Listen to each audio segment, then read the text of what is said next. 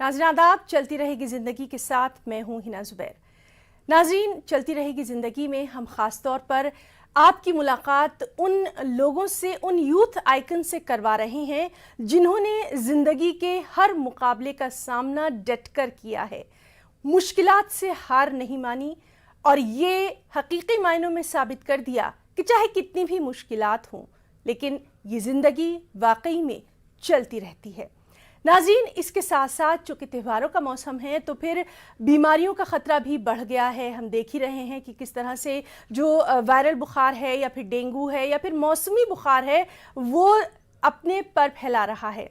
इस पर भी हम बातचीत करेंगे। हमारे साथ मौजूद रहेंगे हमारे ख़ास डॉक्टर, जिनसे हम जानेंगे कि त्योहारों के मौसम में हम किस तरह की एहतियात बरतें। तो चलिए अपने प्रोग्राम की शुरुआत करेंगे और मैं सबसे पहले आपका तारुफ करवाती हूँ। हमारे साथ आज मौजूद हैं बहुत ही ख़ास मेहमान निखत ज़रीन, जो कि जूनियर वर्ल्ड बॉक्सिंग चैम्पियन हैं, और हमारे साथ मौजूद हैं हमारे बहुत ही ख़ास मेहमान डॉक्टर मोहसिन वली साहब। Doctor Mohsin Wali senior consultant medicine हैं, साथ ही साथ सर गंगाराम हॉस्पिटल में हैं ये। इनसे हम लगातार बातचीत करते रहे हैं। डॉक्टर मोहसिन वली साहब, आपका बहुत इस्तकबाल करेंगे, साथ ही साथ निखत आपका भी हम बहुत इस्तकबाल करना चाहेंगे अपने ख़ास प्रोग्राम चलती रहेगी ज़िंदगी पे।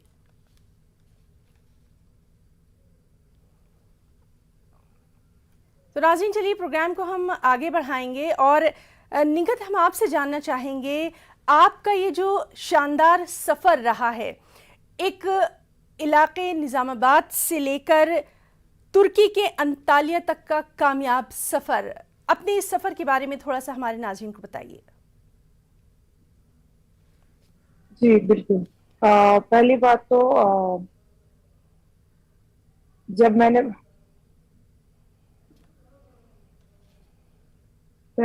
जब मैं बॉक्सिंग स्टार्ट करी थी, मैं 7th क्लास में थी।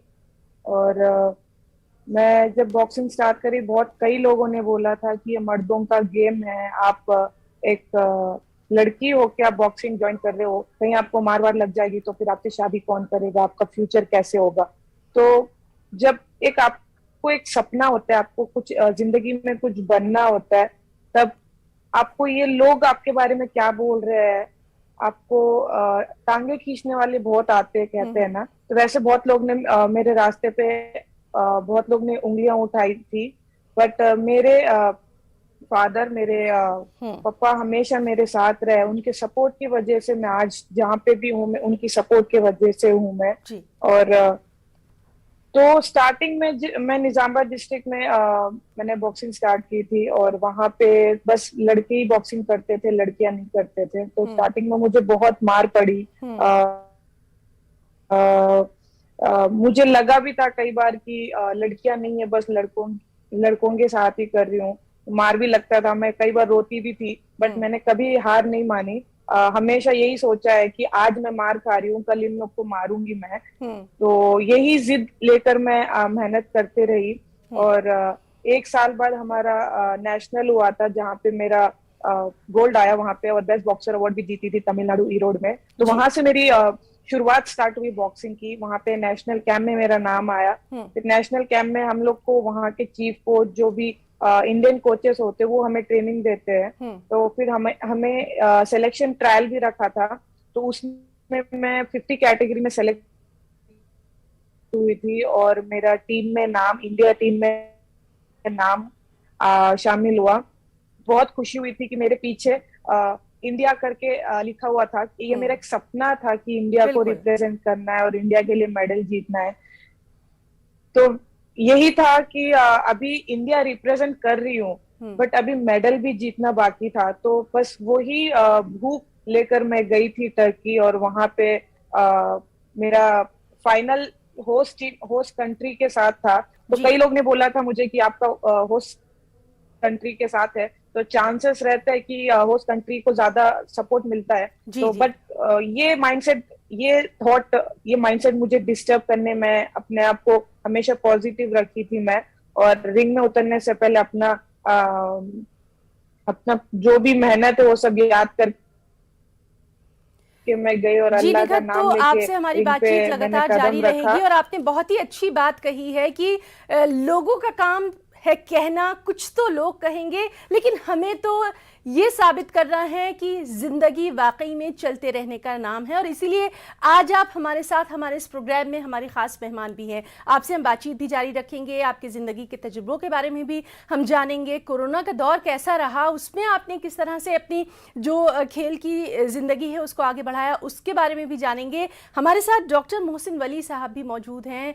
डॉक्टर मोहसिन वली, सबसे पहले तो दिवाली की बहुत बहुत मुबारकबाद देना चाहेंगे, और ये भी हम आपसे कहना चाहेंगे, आपसे जानना चाहेंगे बल्कि, कि दिवाली का मौसम है, त्योहारों का मौसम है, हम कहीं इन त्योहारों में जो मौसमी बीमारियां हैं उनके लिए लापरवाह तो नहीं हो रहे हैं? क्या कुछ आप कहना चाहेंगे आम लोगों से? जी, मेरी तरफ से भी आपकी सब ऑडियंस को, आपके साथियों को, आपकी चैनल के स्टाफ को, और जो पार्टिसिपेंट्स हैं आज की, उनको, जो मेरी बहन साथ में हैं छोटी, और सब पूरे देशवासियों को मेरी तरफ से दिवाली की बहुत बहुत मुबारकबाद। और आगे आने वाले त्योहारों में, जिसमें क्रिसमस भी है, न्यू ईयर भी है, गुरु पर्व भी है, और भी त्योहार आएंगे, जैसे भैया दूज है, बहुत इम्पोर्टेंट है लेडीज के लिए। और सब त्योहारों की मैं मुबारकबाद देता हूँ। और आपको याद होगा, इसको भी वैक्सीन पर्व कहा गया था। वैक्सीन पर्व का मतलब, हम इसको पर्व को, वैक्सीन को एक त्योहार के तौर पे मनाएं और खुशी खुशी वैक्सीन लगवाएं। उसका पर्व का कहने का मतलब भी यही था कि जो हम सुस्ती दिखा रहे हैं इधर 2-4 दिनों से वैक्सीनेशन के प्रोग्राम में, हमको 1,30,00,000 वैक्सीन रोज लगाने हैं, जब जाके हमारा वैक्सीनेशन प्रोग्राम पूरा होगा। तो मैंने सभी चैनलों पे लोगों को डिफेंड किया। मैंने कहा भाई, वैक्सीन की सुस्ती इसलिए हो रही है कि त्योहारों का मौका है, लोग 2.5 साल बाद जो है दिवाली मना रहे हैं दोबारा से, और आज की रात बड़ी देर के बाद आई है। वो वाला जो गाने का एक बोल है, वो आज की दिवाली बड़ी देर के बाद आई है, खुशी का मौका बहुत दिनों बाद आया है। तो उसमें लगे हुए हैं, और हम सब, मुझे उम्मीद है कि टीका लगाने के लिए आगे आएंगे, और बच्चों का टीका भी जल्द आएगा। और एक अच्छी खबर भी आएगी कि WHO ने कोवैक्सीन अप्रूव कर दिया है, स्वदेशी वैक्सीन है। तो मैं बार बार यही कह रहा हूँ लोगों से कि अभी हमने बहुत कम अचीवमेंट किया है। 25% लोगों को 2 डोज लगी हैं, और करीब इसके से थोड़ा ज्यादा 62% लोगों को जो है वो सिंगल डोज लगी है। तो अभी बहुत काम बाकी है, और बच्चों का टीकाकरण बाकी है। तो हम दिवाली के साथ साथ इस बात का भी अहद करें कि हम घर में साफ सफाई तो रखेंगे ही, मच्छर की वजह से हम कह रहे हैं ये बात, और डेंगू से और डेंगू जैसी बीमारियों से, चिकनगुनिया से बचेंगे, जीका से बचेंगे। लेकिन साथ साथ हम कोरोना से भी लड़ते रहेंगे। हम अपनी लड़ाई की स्पीड कम नहीं करेंगे। जैसे चाइना में आप सुन रहे कि दोबारा से कोरोना फैल रहा है, बहुत स्ट्रिक्ट वहां पे लॉकडाउन शुरू हो गया है। रूस में थोड़ी ढिलाई दी थी उन्होंने, वहां पे दोबारा से कोरोना फैल गया है। तो बहुत से मुल्क हैं जिन्होंने बहुत फुल प्रूफ सिस्टम से अरेंजमेंट्स किए थे, और उनको भी दोबारा कोरोना का सामना करना पड़ रहा है। और हम और आप तो थर्ड वेव की बात कर ही चुके हैं, पिछले दिनों बहुत की है। तो हमको इस तरह से टीकाकरण करवाना है कि थर्ड वेव बिल्कुल ना आए। और सबसे इम्पोर्टेंट बात आज के लिए, कल के लिए, और आने वाले त्योहारों के लिए, जब भी हम बाहर जाएं मास्क लगा के जाएं, और शेक हैंड ना करें। मैं देख रहा हूँ लोगों ने शेक हैंड बहुत ज्यादा शुरू कर दिया है, मास्क बिल्कुल नहीं लगा रहे हैं। तो इस वक्त का जो दूसरा टीका है वो मास्क है। मास्क बहुत जरूरी है। और जी बिल्कुल, आपने ठीक कहा कि त्योहार जरूर मनाएं, मगर एहतियात अभी भी लाजमी है। और आपसे हमारी बातचीत भी जारी रहेगी। हमारे साथ हमारे खास मेहमान निखत जरीन भी मौजूद हैं। जूनियर वर्ल्ड बॉक्सिंग चैंपियन रही हैं ये, और नौजवानों के लिए, ख़ास तौर पर अगर मैं लड़कियों की बात करूं तो लड़कियों के लिए ये एक आइडियल के तौर पे सामने आई हैं। निखत, हम आपसे जानना चाहेंगे, जिस तरह से आपने अपने वालिद साहब मोहम्मद जमील अहमद साहब का जिक्र किया, जिन्होंने आपकी बहुत हौसला अफजाई की, और ये बात हम ज़रूर देखते हैं, ख़ास तौर पर जिस माशरे में हम रहते हैं, जिस समाजी ताने बाने में हम और आप रहते हैं, अगर हमें घर से सपोर्ट ना मिले तो हम कुछ नहीं कर सकते, लेकिन अगर हमें घर से सपोर्ट मिले तो हम वाकई में ये दुनिया फतेह कर सकते हैं। तो यहाँ पर आप ख़ास तौर पर उन पेरेंट्स के लिए, उन वालिदैन के लिए क्या कुछ कहना चाहेंगी जो कि अपनी बेटियों को, जिनको आगे बढ़ाना चाहिए? जी हाँ, जब तक आपके पेरेंट्स का सपोर्ट नहीं रहता है तो बच्चे एक हद तक, एक लिमिट तक पहुंच पाते हैं। बिल्कुल। बट जब तक हमें पेरेंट का सपोर्ट मिलता है तो हम बहुत कुछ अपने लाइफ में पा सकते हैं हम लोग। जी जो हमारा ड्रीम है वो पहुंचने के लिए सपोर्ट, मॉरल सपोर्ट जो हमें फैमिली से, पेरेंट्स से, हमारे लोगों से, आसपास के सोसाइटी से, जब तक हमें सपोर्ट नहीं मिलता, हमें मेंटली हम स्ट्रांग नहीं होते। कहीं ना कहीं हमें ऐसे लगता है हम जब बस खुद के बल तक हम एक लेवल तक हम लोग पहुंच बिल्कुल सकते बिल्कुल। हैं, पर अगर हमें सबका सपोर्ट जब तक नहीं मिलता हम तब तक आगे नहीं बढ़ पाएंगे। क्योंकि कहीं ना कहीं हमें मेंटली ये रहता है कि मेरे पापा खुश नहीं है, मेरे मम्मी खुश नहीं है, मेरे घर वाले खुश नहीं है, मैं जो काम कर रही हूँ। बिल्कुल तो जब तक एक अंदर से हम खुश होके हम कोई काम नहीं करते, तब तक हमें 100%, जब तक हम एफर्ट्स नहीं लगाते, खुश होके कोई काम नहीं करते। इसीलिए कहते जो भी आप काम करते दिल से करो, खुश होके करो, तब जाके काम करने में मजा आता है। तो वैसे ही अगर हम स्पोर्ट्स के बारे में बात करेंगे, अगर मुझे मेरे फैमिली का सपोर्ट, मेरे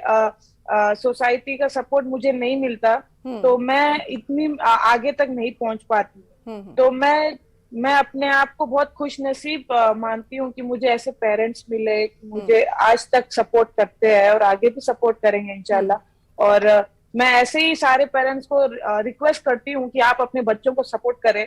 स्पोर्ट्स ही नहीं, दूसरे फील्ड में भी, अगर कोई डॉक्टर बनना चाहता है, कोई पुलिस ऑफिसर बनना चाहता है, बिल्कुल, कोई इंजीनियर बनना चाहता है, कोई भी फील्ड हो, आप अपने बच्चों को सपोर्ट करिए। अगर आप नहीं करोगे तो कौन करेगा? तो मैं यही रिक्वेस्ट करूंगी कि आप अपने बच्चों को, कोई भी फील्ड क्यों ना हो जिसमें उनको इंटरेस्ट है, उनको कुछ बनना है उस फील्ड में, तो आप प्लीज सपोर्ट करिए। और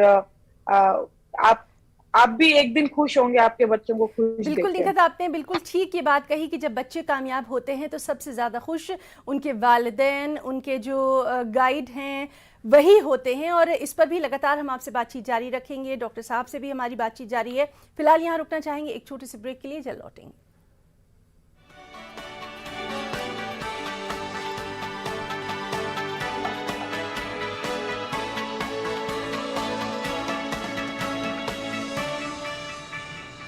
तो ब्रेक के बाद प्रोग्राम चलती रहेगी ज़िंदगी में एक बार फिर से आप सभी का तहे दिल से इस्तकबाल करते हैं। हमारे साथ मौजूद हैं तो बहुत ही ख़ास मेहमान, यूथ आइकन निखत ज़रीन जो कि जूनियर वर्ल्ड बॉक्सिंग चैंपियन हैं, साथ ही साथ डॉक्टर मोहसिन वली साहब, senior consultant medicine, sir Gangaram अस्पताल।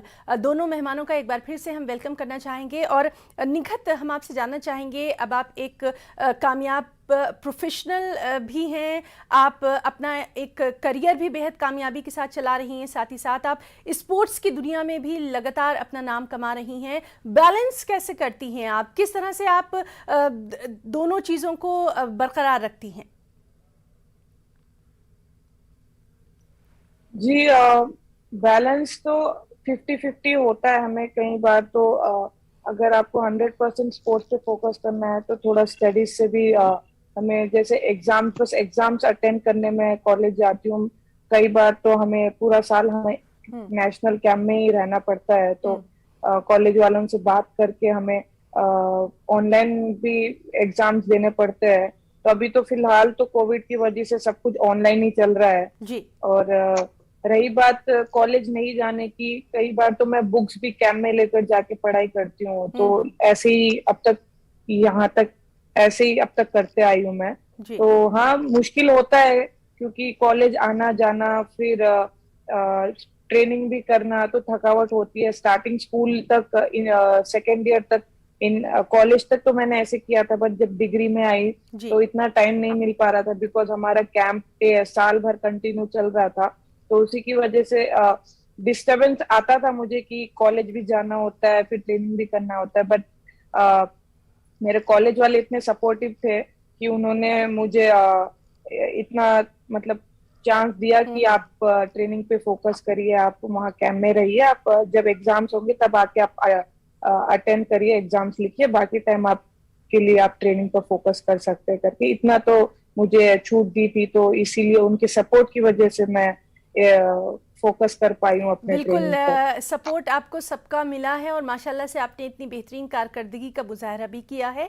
हमारे साथ डॉक्टर मोहसिन वली साहब भी मौजूद हैं। डॉक्टर साहब, आपसे हम जानना चाहेंगे, जिस तरह से हम बात कर रहे हैं कि त्यौहार आ रहे हैं, बदलता मौसम भी है, और दोनों चीज़ों को देखते हुए और क्या कुछ ख़ास एहतियात बरती जानी चाहिए, ख़ास तौर पर खाने पीने के मामले में, क्योंकि त्योहारों का मौसम है, कहीं ना कहीं कुछ बदएहतियाती हो ही जाती है। हाँ, बहुत जरूरी है। सबसे ज्यादा जरूरी तो मौसम बदल रहा है, और जब भी कहीं जाएं तो साथ में, अगर दिन में हम निकलते हैं और रात को वापस आते हैं तो मौसम बहुत बदल जाता है, और शॉल वगैरह लेडीज कभी कभी नहीं रखते हैं तो उनको सर्दी लग जाती है। और आजकल के मौसम में बदलते हुए मौसम में सर्दी का लगना जो है बहुत ज्यादा नई बीमारियों को पैदा करता है, और कोविड को भी अट्रैक्ट करता है। तो इसके अलावा निमोनिया हो सकता है। तो मौसम की भी एहतियात करें। और खाने पीने का तो इस वक्त मैं देख रहा हूँ लोगों को बहुत ज्यादा बाहर खाना खाना शुरू कर दिया है। 2 साल तक परहेज किया है, और 2 साल में उनकी इम्यूनिटी भी थोड़ा मुझे लगता है एडजस्ट हो गई है घर का खाना खाने में। तो अभी बहुत एहतियात करने की जरूरत है, और घर से बाहर ना निकले। मैं तो अभी भी कह रहा हूँ लोगों से कि प्लीज आप ग्रुप्स बनाइए, वीडियो कॉन्फ्रेंसिंग के जरिए कॉल करिए, एक दूसरे से मिलिए, और कम से कम बाहर जाइए। आपने जिक्र किया है अपने प्रोग्राम्स में, हर चैनल पे दिखा रहे हैं दिल्ली के बाजारों की भीड़ और लोगों का हुजूम है, तो उसमें लोग मास्क भी नहीं लगा रहे हैं। तो मैं मास्क को दोबारा इस सेगमेंट में भी बात कर रहा हूँ, मास्क की। और खाने पीने की एहतियात की आपने जो बात की, उसमें सादा खाना खाएं, कम मसाले वाला खाना खाएं, और दही वगैरह, ठंडी कोल्ड ड्रिंक्स वगैरह इनका इस्तेमाल ना करें, और चाय कॉफी ले सकते हैं। गर्म खाना खाएं, जो भी चीज गर्म होकर पकती है उसको ज्यादा खाएं। सैलेड्स वगैरह अवॉइड करें। तो ऐसी चीजें जिनमें इन्फेक्शन का खतरा होता है वो अवॉइड करें। कट फ्रूट्स बहुत देर के रखे हों तो वो ना खाएं। सादा अपना अपना खाना रखें। और फ्रूट्स अगर खाने, तो हमारे बड़े तो यही कहते थे, अगर दांत हैं आपके तो काट के खाइए, अपने आप चाकू से काट के मत खाइए। तो आजकल दिवाली के मौसम में मिठाई का एक बड़ा प्रॉब्लम है। आपने देखा होगा food safety standards of India की गाड़ी जगह जगह सैंपल कलेक्ट कर रही है, और 10% सैंपल मिलावटी पाए गए। तो इसमें मिठाई वगैरह में भी देखिए शगुन होता है मिठाई दिवाली में। तो ऐसी मिठाई खाएं जिससे इन्फेक्शन होने का खतरा ना हो। कोकोनट की मिठाई भी बन रही है आजकल, और सादी मिठाई है। और मैं तो कहता हूँ पुराने जमाने में लोग घर पे मिठाई बनाते थे, तो वो आप घर पे बनाइए, कुछ भी पकवान बनाइए घर पे, उससे मीठा कराइए लोगों का।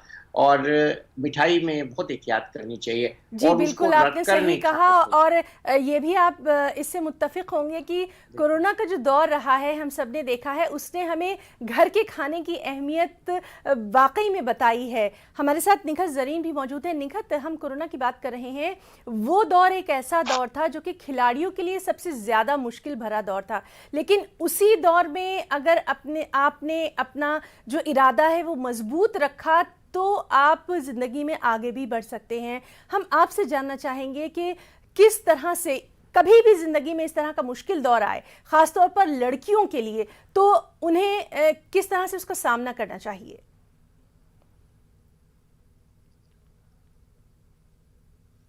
जी, ऐसे तो मेरे हालात आए हैं, फिर भी मैंने अपने आप को स्ट्रांगली फेस किया उन सबको। जैसे कि पहली बात तो 2017 में मेरा शोल्डर डिसलोकेट हो गया था, उसकी वजह से मुझे सर्जरी कराना पड़ा अपना शोल्डर का। तो उस टाइम कई लोग ने मुझे बोला था कि अब इसका बॉक्सिंग खत्म हो गया है, ये अपना कंधा तोड़ लिए, तोड़ने के बाद ये क्या बॉक्सिंग करेगी, क्योंकि बॉक्सिंग मोस्टली मतलब शोल्डर से ही होता है। तो सबने बोला था कि अब इसका खत्म हो गया करियर बॉक्सिंग का, अब ये इंटरनेशनल नहीं खेल पाएगी, क्योंकि इंटरनेशनल खेलने के लिए आपको बहुत स्ट्रांग होना पड़ता है। तो जब मेरा शोल्डर का ऑपरेशन हुआ था, कई लोग ने बोला था कि खत्म हो गया इसका गेम, ये सब। बट ये सब चीजें मुझे मेंटली अफेक्ट करने नहीं दिया। मैं बहुत अपने साइकोलॉजिस्ट की हेल्प लेके अब अपने आप को पॉजिटिव रखती थी, और मैंने खुद पर बहुत मेहनत किया। और इतना मेहनत करने के बाद 2018 में, एक साल बाद, अगले साल ही मैंने बेलग्रेड में गोल्ड मेडल जीता था अपने इंडिया के लिए। तो मुझे बहुत खुशी हुई कि मेरा कमबैक गोल्ड मेडल से हुआ है। फिर उसके बाद 19 में लगातार स्ट्रांजा में गोल्ड मेडल जीता, एशियन चैंपियनशिप में ब्रॉन्ज मेडल जीता, 2 बार वर्ल्ड चैंपियन को हरा के। अभी कोविड में भी कोविड की वजह से सब लोग सब जिम और स्टेडियम्स बंद हो गए थे, वहां पे मेरी ट्रेनिंग भी नहीं हो रही थी।